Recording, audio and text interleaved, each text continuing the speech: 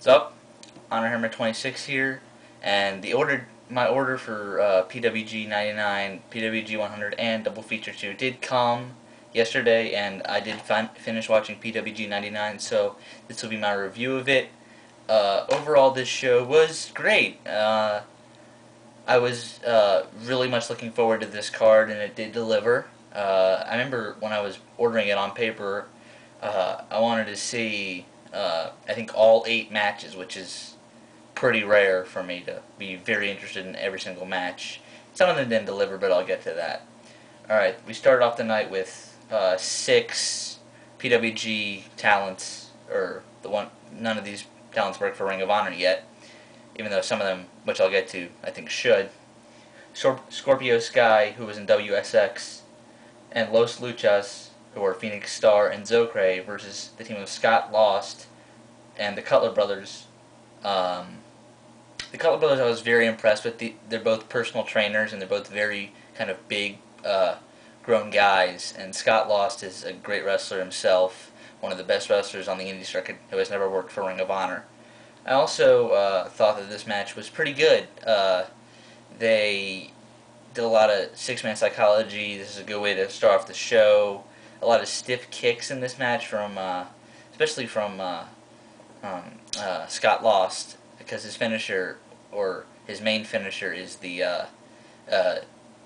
opponent's on his knees and he does a spinning kick and kicks him in the face.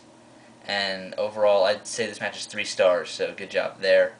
Next, we got Bryan Danielson versus Chuck Taylor. Some of you, I don't know whether you know this, but Chuck Taylor is one of my favorite wrestlers. And PWG is giving him kind of a go-lucky heel kind of character, which I really, really liked of his.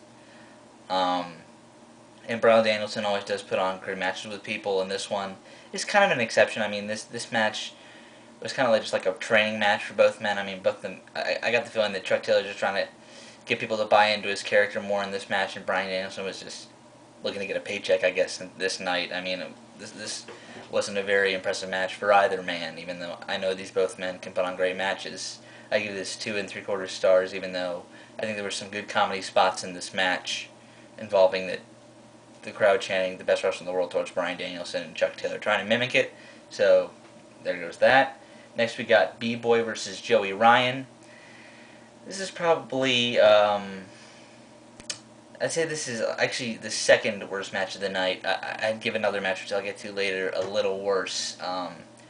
These two, B-Boy's a very, but actually both these wrestlers are very brutal in some spots, especially B-Boy. He does a move in this match where he kind of stood on Joey Ryan's face after doing a corner drop kick, so that was kind of weird to see. And the finish in this match came where Joey Ryan got pile drived by B-Boy on the ring apron, which brought out the attendants and the referees, make sure he was okay, and he was kind of like down in the ring, or on the outside, and then staking it, and then got the roll up on B-Boy, who's back with her and saying, "What did I do?"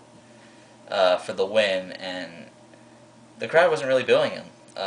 They were very actually bought into it, and they thought it was a good angle by PWG, and I agree, I was fairly entertained by it, but I'm going to have to give it 2 1/2 stars here. Next we get Kenny Omega versus Davey Richards. All of you know that Davey Richards is one of my favorite wrestlers as well. He looked very impressive in this match. I don't know what it is about him and Kenta this year. They are just on fire this year. And this is the first time I had seen Kenny Omega in a long time. Probably since I watched Express Written Consent in there with somebody who can really, really go. And I watched Express Written Consent about 2 months ago. So, and they put on a great match. A lot of innovative spots. I know there was at one spot where Kenny Omega was going for a Kreutz Raft, which is one of his finishers, which is a German suplex, or electric chair into a German suplex hold off the second rope, which Davey Richards countered into a German suplex from the top rope, which Kenny Omega kind of landed on his head. I thought it was really brutal. And just great back and forth action. Davey Richards has got a hell of a character on him now. He's just a great wrestler. I mean, he's showing people why he deserves to be in the main event now. 4 stars there. Next we get the weakest match of the night, Sonjay Dutt versus Roderick Strong. I expected way more from these two. Sanjay is a great high flyer and Roderick is a great impact wrestler, and they kind of didn't use any of that except a little. They only used a little bit of that in this match, and the finish came kind of out of nowhere. Maybe they botched the finish, I'm not sure, but it just seemed very unbelievable to me in this finish. Sanjay Dutt did a 450 and won the match, even though 450 isn't one of his finishers. He got the pin on Roderick, and I was kind of like, what?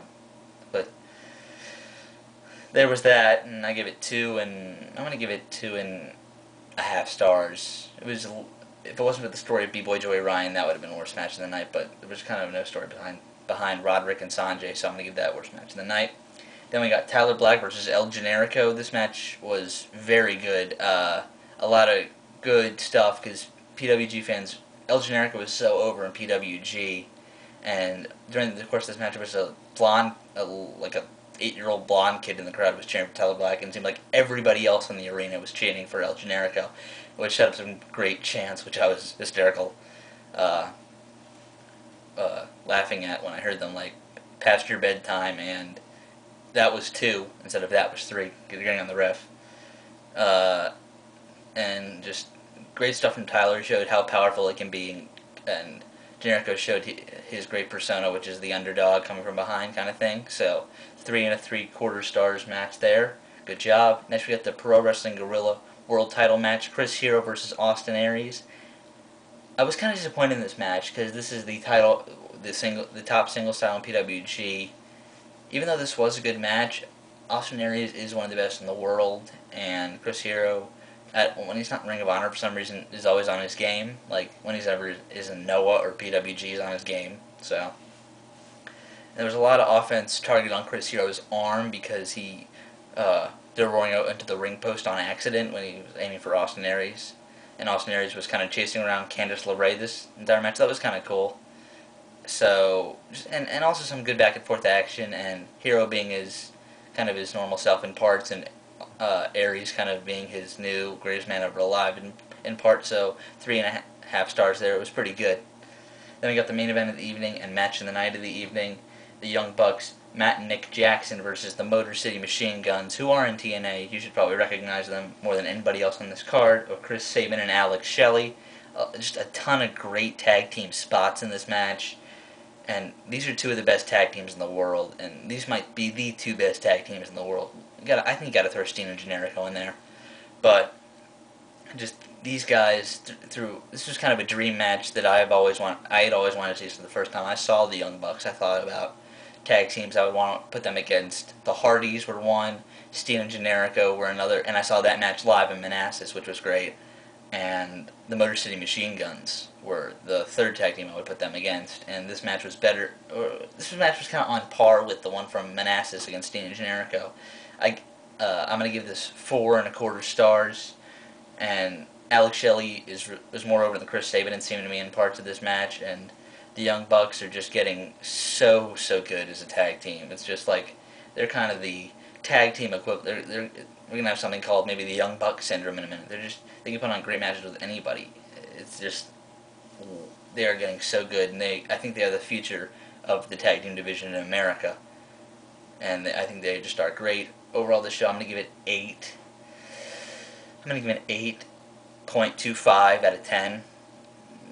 Because there were some matches on here that should have delivered a little better, but this card was still great. I should be back with my 100 review soon, and a little bit soon after that, my Double Feature 2 review. Until then, see ya.